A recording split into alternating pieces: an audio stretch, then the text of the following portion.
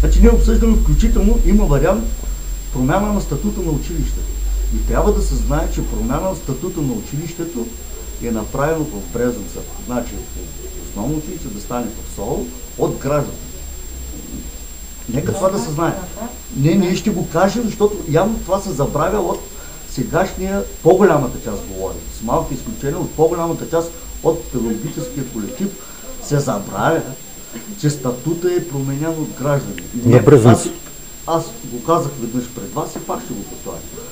Значи нормалната практика е ръководството чрез директора внасят докладната в Общинския съвет и Общинския съвет взимат решение.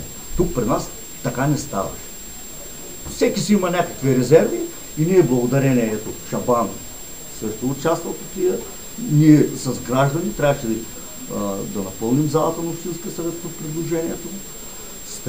Не отричаме, че срещахме разбиране, макар че ние сме били опозиционна сила в тия години, срещахме разбиране от колегите съветници и предложението мина. Защото по-голямата част от сегашните политики това не се додават. Значи в крайна сметка ние ще помолим педагогическия колектив, може някой да го сметне и като хумор и забава, но да променим статута, да го обявим частно и да ми даваме една боб чорба да изкараме годината.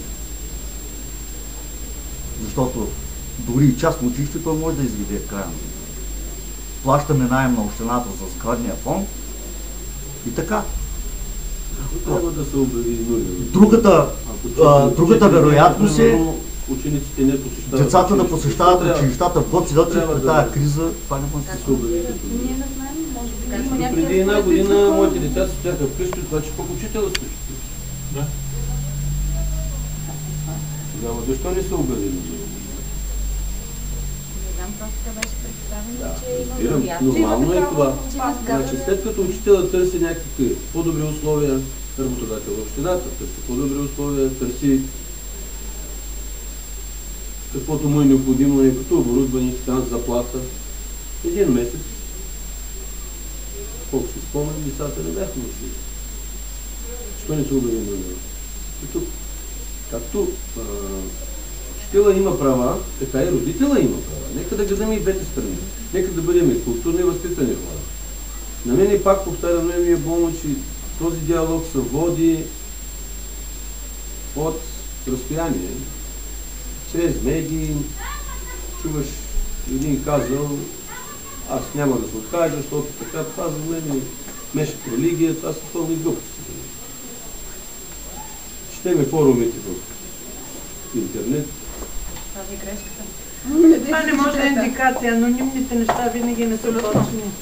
Да, но пак ви казвам, интересно ми е защо 4 дена детето, ако не е посещава училище, учебната година става нулева. Когато учителя го няма на училище, учебната година се продължава. Да.